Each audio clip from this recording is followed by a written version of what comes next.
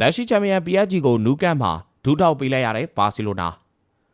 အားလုံးပဲမင်္ဂလာပါခင်ဗျာဒီဇင်ဘာနေ့ iMac ခွန်ရှိကိုနဲ့ Five Miss Agent ကနေပြန်လည်ပြီးတော့ကြိုဆိုလိုက်ပါတယ် PSG နဲ့ဆုံတွေ့တိုင်းရုန်းကန်လေးရှိတဲ့ဘာစီလိုနာဟာပြီးခဲ့ညကစားခဲ့တဲ့ချန်ပီယံလိပွဲစဉ်မှာလည်းအရှုံးဆွဲရလဒ်နဲ့ထပ်ပြီးတော့ရင်ဆိုင်သွားခဲ့ရပြန်ပါပြီဘာစရာအသင်းအတွက်တော့ဒီရာသီပထမဆုံးရှုံးပွဲကိုစတင်ရင်ဆိုင်သွားတာဖြစ်ပြီးဟန်စီဗလစ်အတွက်တော့ဗီလာရီယယ်ကိုအိမ်ဝင်းမှာအရှုံးပေးခဲ့တဲ့ပွဲစဉ်နောက်ပိုင်းအိမ်ဝင်းနူးကန့်မှာရှုံးပွဲနဲ့ထပ်ပြီးတော့ရင်ဆိုင်သွားခဲ့တာဖြစ်ပါတယ်ဒီနေ့ဘောလုံးရာသီမှာဆိုရင်ဘာစရာအသင်းကရလဒ်ကောင်းတွေတောင်းလျှောက်ပိုင်ဆိုင်ထားသလိုဒီရလဒ်တစ်ပွဲသာရှိထားခဲ့ပြီးတော့နိုင်ပွဲတွေကြီးပိုင်ဆိုင်ထားခဲ့ကြတာပါ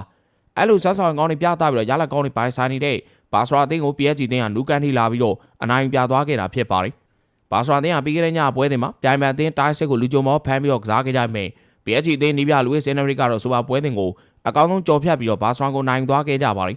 လူဝစ်စင်နရီကတော့အသင်းဟောင်းနဲ့တခါပြန်လဲစုံတွေ့တဲ့ပွဲမှာနိုင်ပွဲထပ်ပြီးတော့ရယူပြသွားခဲ့တာပါ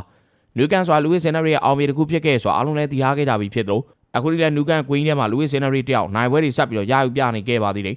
ပြီးခဲ့တဲ့နောက်23-24ရာသီမှာလည်း PSG အသင်းနဲ့ဘာစရာတို့ကချန်ပီယံလိကွာတာဖိုင်နယ်အဆင့်မှာဆုံတွေ့ခဲ့ကြဘူးပြီးတော့ပြင်သစ်မြေပေါ်မှာဘာစရာကနိုင်ရသွားပြီမယ်နူးကန်ကွင်းထဲမှာတော့လူဝစ်စင်နရီရဲ့ PSG အသင်းဟာဘာစရာကို 1-4 ဆွဲရလဒ်နဲ့တူအနိုင်ပြန်ပြထားခဲ့တာဖြစ်ပါတယ်လူဝစ်စင်နရီတက်တော့ဘာစရာကွင်းထဲမှာပြိုင်ပွဲတွေဖြစ်2ကြိမ်လောက်ကစားပြီးတော့2ကြိမ်ဆုံးကိုအနိုင်ပြထားခဲ့တဲ့မှတ်တမ်းကောင်းနဲ့ပိုင်ဆိုင်သွားပါတယ်ပြီးခဲ့တဲ့ညကစားခဲ့တဲ့နူးကန်ကွင်းတဲကပွဲစဉ်မှာဆိုရင် PSG အသင်းဘက်ကအဓိကကစားမတွေဖြစ်ကြတဲ့ဒမ်ဘလီဂွာရစကယ်လီယာဒူရေးတို့ပါဝင်စားနိုင်ခြင်းမရှိပေမဲ့လူငယ်တိုင်းစစ်ကစားမတွေကလူဝစ်စင်နရီအတွက်အစင်းသေးဖြစ်နေကြပြီးစရာကိုလည်းပြသသွားခဲ့ကြတာပါ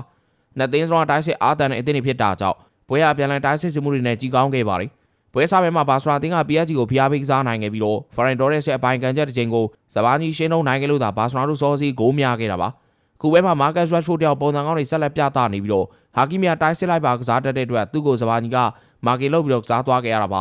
ပထမပိုင်း19မိနစ်မှာရက်ရွှဲပပနက်ခင်းပြီးတော့ဖရန်တိုရက်ကပိတ်သွင်းနိုင်ခဲ့လို့ဘာစရာတို့အဖွင့်ကိုးစားပြီးတော့ရခဲ့ပါတယ်ဘာစရာတဲ့ပြိုင်ပွဲဆုံး45ပွဲဆက်တိုက်ဂိုးသွင်းနိုင်ခဲ့တဲ့အတွက်1940နှစ်နိုဝင်ဘာလကနေ1944ဖေဖော်ဝါရီလအတွင်းမှာတင်ရှိခဲ့ကလပ်စံချိန်တင်44ပွဲဆက်ဂိုးသွင်းနိုင်တဲ့မှတ်တမ်းကိုချိုးပြတ်ကစံချိန်မှတ်တမ်းအသစ်ကိုတင်သွားခဲ့ကြပါတယ်မာကတ်ဂျွတ်ဖိုဟာဒီယာဒီချန်ပီယံလိမှာ2ပွဲသာကစားပြီးမှာပဲသွင်းဂိုးပိုင်ပတ်သက်မှု3ဂိုးရှိလာပြီးတော့2ဂိုးသွင်းကဂိုးမှန်မှုတစ်ကြိမ်ပြုလုပ်ထားခဲ့သူပါ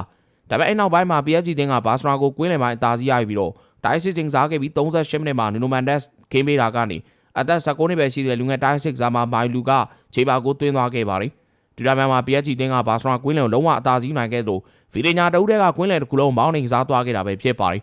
ဘာစရာတင်းမှာဖရန်ကီဒီအောင်တယောက်ဘာမှလုံးပြနိုင်မဲ့ဘက်ထရီထွက်သွားပြီးတဲ့နောက်ပိုင်းမှာခြေတွေပိုဆိုးသွားပါတယ်ဟန်စီဗလက်ကခြေစွမ်းပြခဲ့တဲ့ Rashford ကိုလူစားလဲခဲ့တာမှားယွင်းသွားခဲ့လို့ပြောရမှာပါ Rashford ထွက်သွားပြီးတဲ့နောက်ပိုင်းဘာစရာဘေဂျန်တိုင်းစစ်ကအသက်မဲ့သွားသလိုညာတန်းမှာလည်းယမဲကနီနိုမန်ဒက်စ်လူကန်ဟာနန်ဒက်စ်တို့ရဲ့ခန်းစစ်နှစ်ထပ်ကိုမကြော်ဖြတ်နိုင်မဲ့နဲ့ရုန်းကန်သွားပါတယ်လူဝစ်စင်နရီရဲ့လူစားလဲမှုတွေအမှန်ကန်ခဲ့ပြီးတော့လီကန်ဂွန်ဂါလိုရာမုတ်စ်ဝင်လာပြီးတဲ့နောက်ဘာစရာကိုပို့ပြီးတော့ဖီအားပေးကစားပြီးမိနစ်60မှာဂွန်ဂါလိုရာမုတ်စ်ကဟာကီမီရဲ့ပေးပို့မှုကနေအဆုံးသတ်ခဲ့ပြီးဘာစရာကိုရှုံးပွဲကြုံတွေ့သွားစေခဲ့တာဖြစ်ပါတယ်